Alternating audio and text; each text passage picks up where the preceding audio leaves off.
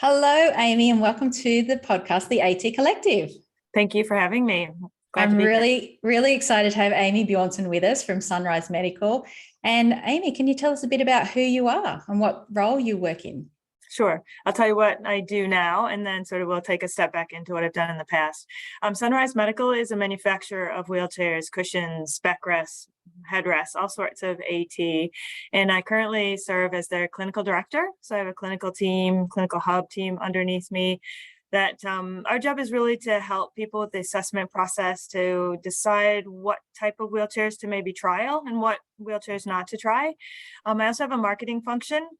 So I help, pick the images, pick sort of the strategies for how we bring new products to the Australian market. I find it fascinating that you're picking pictures, because when I've seen pictures from some companies and you go, oh my goodness, how can you advertise wheelchairs or someone in a wheelchair when the person doesn't have a cushion or something like that? Goodness. Yeah. Hopefully that would never, ever happen. No, not with your marketing. Sure. Lovely. It's been very fun. This marketing role is new to me, and it's great to have a little bit more power as to how the images, how the lifestyle images can be portrayed. I think as we get more and more shoppers, more clients that have choice and control over what they want to have as mobility devices, I think it's very important that they can see themselves in that product, that it makes sense in their life, and it helps them along the journey. Brilliant. Great images tell 1,000 words, don't they? Mm-hmm. So can you start by telling us something that not many people would know about you? Yeah. That's a tricky question. I guess what I'll say is that I used to be a marathon runner, and I have run all over the world marathons, including in South Africa, in London, in crazy places like Upper Minnesota. I find that running allows me to have time with myself. I can solve the world's problems. I can not solve the world's problems. I can complain and moan and groan, or I can just be really happy in my surroundings. Especially I've traveled a lot, with this role at Sunrise. My feet were always with me, and I think that's what kept me running over the years. Insane. Yeah, that sounds like a really great place to start. So can you tell us a story about where this all started for you, working with assistive technology to help people in everyday life? Yeah, it's funny. I went to university in America, and I was pretty sure I wanted to go to PT school, but all the PT schools were sort of small. They weren't in fun places. So I ended up going out to the University of Denver, which is a big journey for me. Went out there solo. But still throughout that university time, I had that idea that I wanted to be a PT. And I also knew that I wanted to live in a city where I could take public transportation. I wanted there to be a really good radio station. And I was pretty certain that I wanted to work with spinal cord injured patients. And so I ended up at what they call the Model Center for Spinal Cord Injury in Boston, and just on a rotating position, but I knew they had a spinal unit. And within probably a year of starting there, there was an opening on the spinal unit, which I jumped at. What I didn't know at the time is they also had a seating clinic. And so all the very complex clients from around the Eastern Seaboard would come and get their AT sorted out. So communication devices, manual power wheelchairs, bathroom equipment, all that sort of stuff. And, the really complex, super crazy people would come to the seating clinic. And I'll never forget, I was that newbie, and I couldn't even get the key to the wheelchair room. I had to be escorted to even look at the available wheelchairs to trial. That was multiple decades ago. I've had my fair share of successes and things that I wish I'd done a little bit differently. But really gave me the foundation, some really great mentors there, both on the therapy side and on the supplier side, that really taught me everything that I know about wheelchairs and seating, because I certainly didn't get any in PT school in the US. You're saying the whole eastern side of America, people would travel to Boston for this seating Well, not clinic. quite that far, but sort of north of New York City, and up to the Canadian border for sure. Yeah. Wow, that sounds incredible. And so I'm guessing you started with you weren't allowed to have the key to the room, but you built your competencies over time to really develop your skills. Did you have a set structure on how you would take those steps, or was that something that Yeah.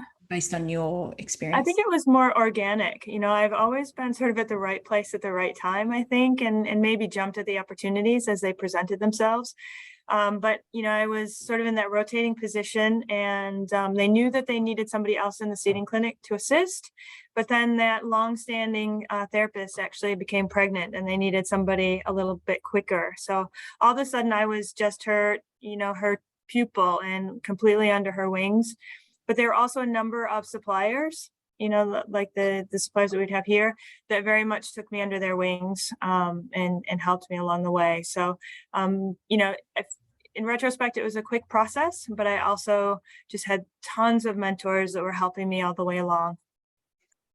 So the gist of what I'm hearing is that like you're really passionate about wheelchairs and seating and positioning. Is that your favorite kind of area of working with assistive tech? For sure. And I think it's probably because I'm not the most patient person. I love, sort of intervention and solution.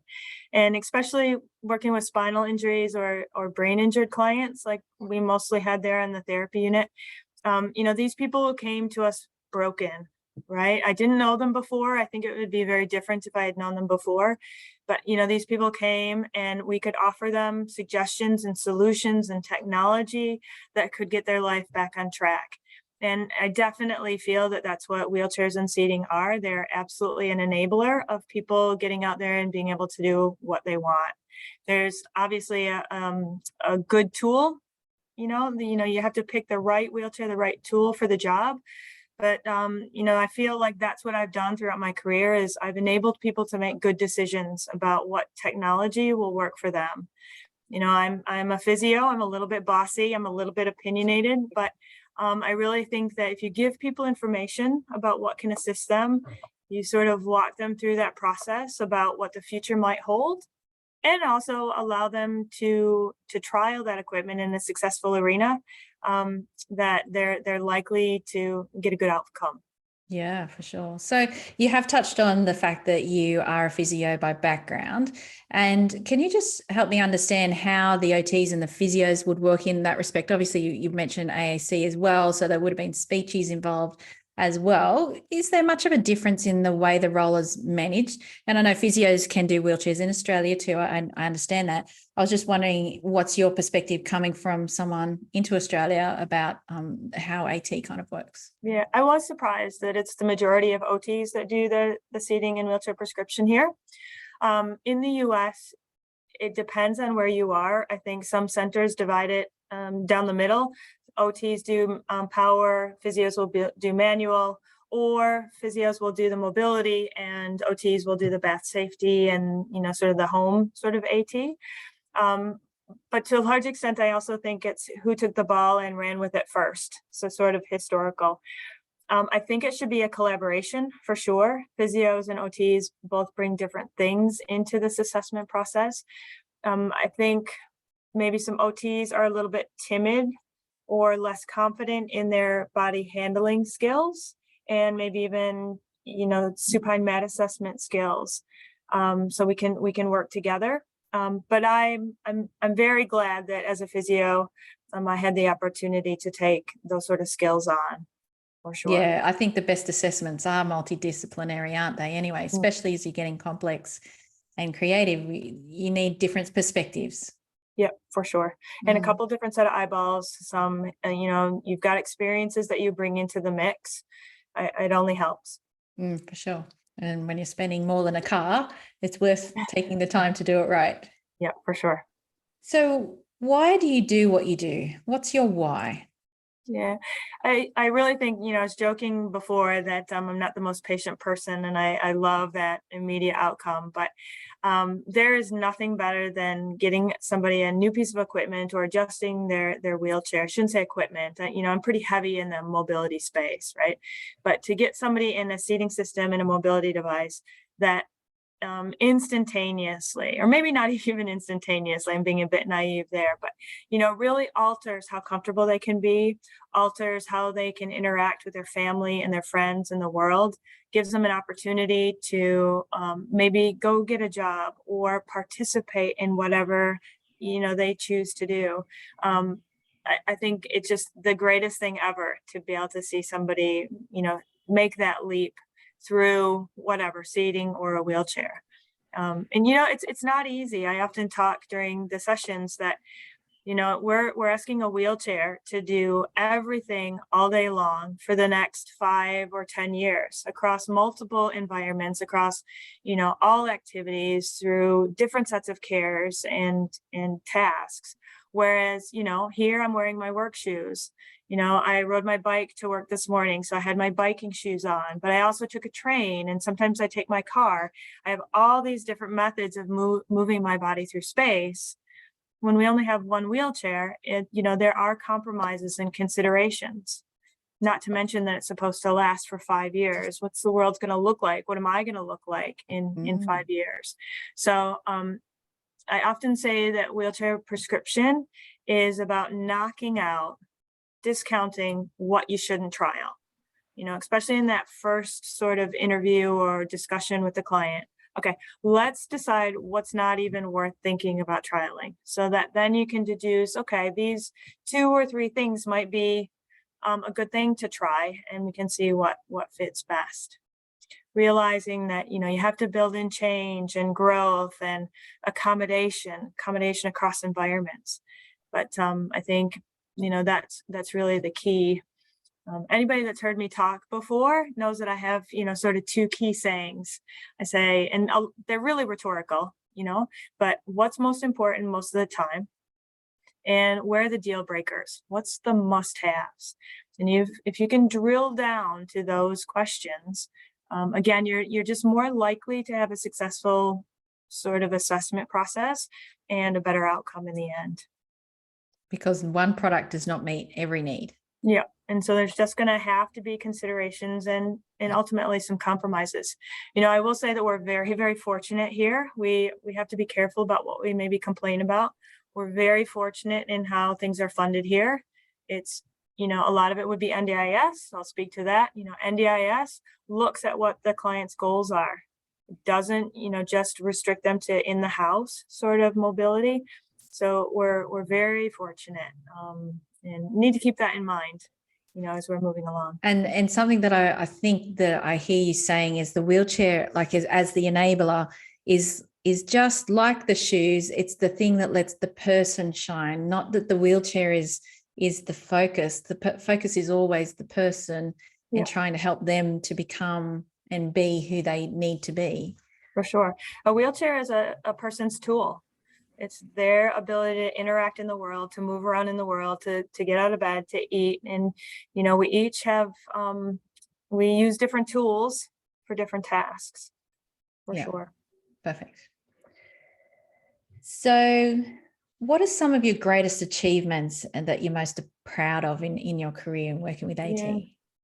I guess I'm really proud that, as a clinical educator with Sunrise, over, I won't even say how long, but over 20 years, hopefully, I've been able to make other people passionate about what they do, that I've given them some tools that make that job easier, to make that road. Because getting a wheelchair, prescribing a wheelchair is not easy. There's way easier jobs to do, but I think we all do it because it matters. And at the end, we're making our clients and their families, the stakeholders, better able to participate in the world. So hopefully some people have either been made more excited about prescribing wheelchairs and or a little bit better at it, or more confident, or more energetic in learning more. I've been very, very fortunate in this role. Obviously I started in the US and then moved to Australia, but this Australia role has also covered Asia Pacific. And I've been, very fortunate to travel around lots of different places. And no matter what country you're in, the hardships are very similar. There's never enough time for, proper assessment. There's never enough equipment to trial. It's always a little bit hard to fund, but we just have to keep striving and keep pushing. I'll never forget one time I got the opportunity to do some wheelchair distribution in Mongolia, and there was it's really poor there and where I was, and the mom had to work, and this little tyke was 4 years old with pretty complex cerebral palsy, and it was not accessible. There just wasn't going to be a wheelchair. There just wasn't going to be seating. So we sort of went through, okay, how could we provide some postural support in supine, because that was really the best of all the not great options. And then I learned that the mom went to work all day, and so this poor kid was in front of the TV, did have like TV or basically something to look at for the majority of the day. They didn't have electricity all day, but for when she was gone, most of the time they did. And learned that really nobody would be there for about 8 hours. And my intervention was, okay, on Tuesdays, let's face this way. On your right side, let's put the pillows here and here. And on Wednesdays, let's, face the other way, because he was starting to get all these big scolioses. And, and I walked away thinking there must be more that we can do. But really that was what needed to be done for that family. In the interim, maybe if situations change, there might have been some technology that was available, but you have to go back to your principles and make sure that people are as comfortable as possible, that you can maintain their physiological functioning, and make them as functional as possible. And in some cases, it's very little, but hopefully I helped make the mom a little bit more comfortable and that little tyke a little bit more comfortable. And isn't it amazing that not everything, I mean, obviously high-end wheelchairs is going to cost money to get all the components, but there's sometimes your interventions don't have to cost money. It might be the education or training or redoing things of what you've actually got around the house. And those principles are the same, right? Whether you're talking about sitting, whether you're talking about supine, sometimes people will complain, or even in aged care, well, but I can't get them a new wheelchair. I can't get them a fancy backrest and a fancy cushion. Well, that's, it'd be better if you could. But if you can't, there's a lot to be said for rolled up towels and positioning here and, thinking about ranges of motion. So the principles are always in effect, whether you can use our fancy technology, not always. It's the creativity that we have to work with. Yeah. Knowing the principles, what are we trying to achieve and how can we achieve it? Absolutely. So I'm guessing as you're working in this educator role, you've heard a lot of stories where things might not have gone right or didn't go to plan. How do you overcome challenges when things don't go as you first planned them to go? Yeah. Well, I think the first step is to make sure that you are as informed as possible and that the client is informed as possible. The expectations are on the same level. We're all on the same page as to what this piece of equipment is going to do, how it's going to be used, just so that, there isn't a miscommunication. Then after, let's say that the equipment has been delivered and something isn't going as you think or should, again, it's that discussion, it's that communication about how is this different than we need it to be? What's happened? What do we need it to do? Go back to your essentials. What's most important out of this? Triage that problem. Rectify communication as best you can. I know sometimes situations change in the midst of a wheelchair delivery as well, and that can always be tricky. But I think that's when your good assessment in the beginning will put you in good stead. You sort of look into your crystal ball of the future and you have an idea of what's likely to happen, right? You can still guesstimate incorrectly, but at least I feel that way you're in the ballpark. If it all goes absolutely pear-shaped, well, then you need to go back to the drawing board, figure out why, figure out exactly what needs to be rectified. Can that be done? How can it be done? And sort of start that assessment process again. I'd rather stay out of trouble by doing it well to start with, by gathering as much information as possible in the beginning. So if you are a clinician, I mean, when I've been working in this area for 20 years, we used to pull apart old wheelchairs and put things back together and recycle. That was very much a part of how to make the funding body last and work for as many people as possible. So that skill set of seeing what could be reusing, reissuing, I feel like that may be somewhat lost art in today's society, in that if someone got a secondhand wheelchair, it doesn't really matter if you're in NDIS, because you can go and get a new wheelchair.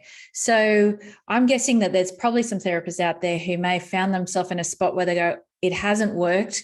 Where do I go next? Is that something that people can be in touch with you about, to go, well, how do we problem solve when things didn't go to plan?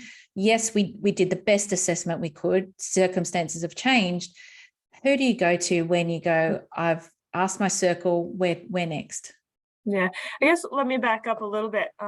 Some of the best attended sessions, education sessions this year have been what we call tool time. And it's making those simple adjustments to leg rest length, armrest position, back height, back angle, cushions, so that therapists can use their assessment skills. Oh, all of a sudden I'm seeing a little bit of a pelvic obliquity, I'm seeing a rotation, or they're not comfortable, or they're sliding out, whatever. They can make those modifications to the seating systems and perhaps to the wheelchair itself. We start simple with sort of, lengths and locations, but there's lots of things you can do, say, to manual chairs, about moving wheel position, changing the configuration, the seat slope, that sort of thing that might really assist with a wheelchair working out. I also believe that therapists are the client experts. Their real role in this, especially if they don't do it all the time, is about knowing what the client wants and needs, how they sit, how they want to sit, what functional tasks they want to do. And it's the suppliers that are the actual product experts. So apart from doing some of those minor modifications, my suggestion would be go back to that supplier and saying, hey, these things aren't working out. Try and be as specific as possible, and what you think generically might be a solution, and see if that supplier can make those modifications or adjustments. The third piece of that puzzle, or that triangle, as I like to say, is me as a manufacturer. I'm the actual end of the line product specialist, right? So I can say, hey, that's not going to be possible to make that modification to this chair. Or sure, you can add the power recline onto that system. It's going to be this, the considerations are that. But that would be sort of the stepwise process that I would most like an end user, a therapist, to go through. Hey, can you do any simple sort of mods to make this system work a little bit better? Yes, no, or not enough. Hey, can you go back to your supplier? Your supplier, if we've done our job right, should have a nice idea of what those products will do and not do. And then finally, Sunrise person should be able to really have that expert knowledge about how that system works. And I guess the point is that changes happen, and it's actually part of the process. It's normal. And so we're always tweaking what's there. Yep, for sure. Because we're always changing. The situation is changing. The body is changing. We've built on a lot of adjustability into these wheelchairs for a purpose, right? So that they can accommodate for those changes. So I'm never striving for perfect. A perfect wheelchair just does not exist. I want to know the things that are affecting function, affecting comfort, affecting long range postures, because that's going to affect function and comfort down the road. But making sure that we're really grasping true problems and prioritizing them. But yes, a wheelchair is never done. When you have a seating clinic and you've just finished that episode with the client, they are there for the duration. And we're only fortunate to be able to help people on that journey, for sure. On that point about being episodes of intervention, do you have an approximate time frame that you would recommend that people follow up with someone who's had a wheelchair? It depends. Once they're set up and going well, everything's going cool. Yeah. if it's, sort of a pretty easy standard system, I would say at least every year.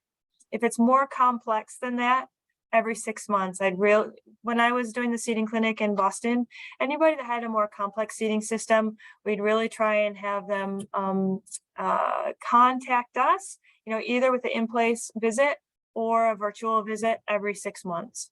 And obviously sooner than that, if there's any incidents of skin breakdown, any big changes. Yeah. But, just like we go for annual visit to our doctors, we go to the dentist every 6 months, there's a reason. Some, a little bit of proactive care there. Yeah, no, that's a really whether great that's, reminder. Yeah. something that can be done. But really that's what we should be striving for. 6 monthly, Yeah, yearly. beautiful. Great. Do you have any role models or people who helped you along in your career to get to where you are now? So many people. You asked that question earlier, and I would say within my professional mentors, they were those women that had been running the seating clinic prior to my arrival. Sue and Jill and Mala, they're still doing wheelchair prescription, but they really sent me on my way. But in reality, I think that the true teachers are the clients in the wheelchairs. My friend Dave and my friend Charlie and my friend Chuck. They just on a daily basis show us what's possible. They keep breaking the boundaries and keep pushing. I don't know if you know who Marty Ball is. He probably, I don't know, ran one of the first Boston marathons, was one of the first Paralympic wheelchair pushers. He's getting older, and I just saw a Facebook post saying, you just changed the world for everyone that followed you. And there would be so many people that I've met along the way, just like that, they could instantaneously show what a person in a wheelchair is possible of doing. It'd take me 8 hours to say it. So I learned by their doing and their perseverance, for sure. Perfect. And listening to the users, the end user, is so critical. Not just knowing a textbook, but what's the reality for that person. Yeah. Textbooks are good. They tell us sort of what the principles are, but we have to realize that we're working in the real world, and so many different factors go into it. So they're going to be I consider myself, when I'm doing wheelchair and prescription stuff, I think of myself as an investigative reporter. My job is to read in between the lines, try and figure out what that client wants to do, how they want to do it, what's important to them, what they're scared of, how their body works, maybe how their body doesn't work. And then I take that and I translate those feelings, those words, what they're doing, and try and put it into a wheelchair for them to try. I think that's very important. I'm not prescribing a wheelchair, like, okay, you need this, like a recipe. No. What we're trying to do in this whole discussion is figure out what's worth trying together. And then from there, the client, myself, the other clinicians, the supplier can figure out, the whole package of items that will provide the solution that they're looking for. And it might be one thing now, it might be another thing down the track, and it's still right. They're not right or wrong. It's just process, time. Yeah. And if the situation is going to change, you've got to build in some fudge factor. You've got to build in some adjustment. Yeah. And experience really helps with knowing, where those changes are going to happen or likely to happen. So I guess that would be my call out. If you're one of those people that are passionate about providing assistive technology, find a buddy, find somebody that's been in this space that you can learn from. You can soak up all of their mishaps, successes, and build on from it. We've come a long way. Chris Sparks, I'm sure many people that listen to this will know him. And he came in here to pick up, I don't know, I have no idea, maybe his 7th, 10th, 15th different chair. His body is changing. What he does changes. What he needs is changing. But, he sat in it, and he's like, this thing is incredible. And look at how far we've come. And I guess the week before, he's in a manual chair, but the week before, he had picked up one of those really old wooden Laura Ingalls big, clunky wood chairs that we used to have way back when. You think, boy, what's the next 50 years going to bring? What's the new development going to be? Yeah, I still remember the metal light, stainless steel. It's like, yeah. So we've come a long way. And I think every once in a while we have to pat ourselves on the back and be like, you know what? We have come a long way. But we just have to keep striving and making sure that, we're making things that make people better able to participate, really, at the end of the day. Yeah, that's a brilliant goal. So if you had a radio station and you could talk to everyone in the world for 2 minutes, is there anything that you would love to say? Yeah. Oh, it's funny. I once was taking a shuttle bus back from the airport, and I was in the back of the bus, and I was sort of upset that I was going to have to be on this bus for about 45 minutes, and I wanted to get home. And then all of a sudden I realized that somehow I was on a bus with nursing home, residential home administrators, and they were my captive audience. And so for the next 20 minutes, I talked about how important it was for people to have appropriate assistive technology and wheelchairs and cushions, and how in the end that was a lot less expensive than all the skin breakdowns they were going to get from lying in bed or bad chairs. Just what an opportunity, right? But I guess I would say, people want to move and they want to participate. That's what brings people happiness and joy and contentment. And, if you were unlucky enough this time around to get a body that doesn't work perfect, boy, it's so important that we have the right assistive technology. We're doing amazing work. Sure, the effort is hard. Sometimes it feels expensive, feels, a bit treacherous, but keep going. People deserve the opportunity to participate. And so we all need to do what we can to make them able to do that. Thanks, Amy. That's beautiful encouragement there. Mm-hmm. But is there anything that you'd like to let our listeners know about you and your business, or anything you would like to let us know about how they can get in contact with you and your training that you offer? Yeah, sure. I guess as we're closing this year down, we're looking at what 2022 was, and also a little bit further looking at what post-COVID has meant. And boy, are we really excited to offer 2023 clinical training calendar, offer more professional development, just making clinicians and people that use wheelchairs better able to decide what's going to work for them. So I guess I would encourage everyone to, we have our training calendar that's going to go up on the website in the next week. That'll be on the Sunrise Medical website, sunrisemedical.com.au. In the more section, they can find it. And we'd love to have anybody come along. And I had one more thought. I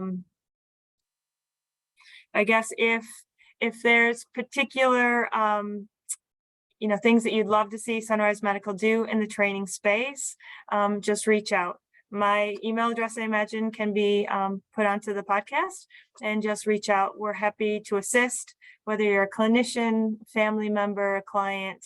The Clinical Hub team is here to help you along this journey for sure. Fantastic. And so obviously you've got a lot of online training that's available, and you just talked about doing tool time as an example. And I'd love to redo that again, because there's sometimes I'm like, I can't use this or that Allen key. What am I doing wrong? And it's the tips and the tricks that you see when you're doing it is so much easier than you're standing in front of the client going, I know the rep would do this right now. What do I do? So do you have face-to-face, and is that linked to the local reps? Like how do you kind of organize the face-to-face trainings? Yep. So we're based out of Sydney. We have a showroom and training facilities, which is where I am now in Wetherill Park, just west of Sydney. But our training next year will be mostly in person. We'll still keep a couple of webinars just because it's easy. You can do that sort of on demand. But no, the training is face-to-face. And again, really pushing for as many practical hands-on type of sessions. And those will come to your major, cities throughout Australia. We're also working to make sure we hit the regional areas, New South Wales, Victoria, even South Australia, WA, because we know it's harder for those guys to get places. Don't leave out Queensland. But yeah, so that training calendar will come out. We do sessions that are just sponsored by Sunrise, but we also definitely partner with the suppliers in the local area, because after Sunrise leaves, somebody has to help with on the ground support. So that those partnerships and those seminars will happen throughout Australia as well. That The sounds easiest fantastic. place is just check it out on Sunrise Medical's website, which is sunrisemedical.com.au for Australia. And then on the top sort of toolbar, there'll be a more button. And if you click on that, that will show you the training calendar. Well, hopefully you'll see lots of people turning up to your training next be year, good. and That you'll would get be to good. pass on your inspiring words and making sure that people take care of what's most important most of the time. And that's a fantastic goal, because perfection isn't really attainable. One thing can't do it all, and that's absolutely okay. So keep going on the journey to help people to be enabled to participate in life. Yeah, so, for sure. That's why we're all here, isn't it? After all. Yeah. Thanks so much for your time, Amy. I really appreciate it. Karen, thank you for doing this. We do appreciate it. Thank you. Bye.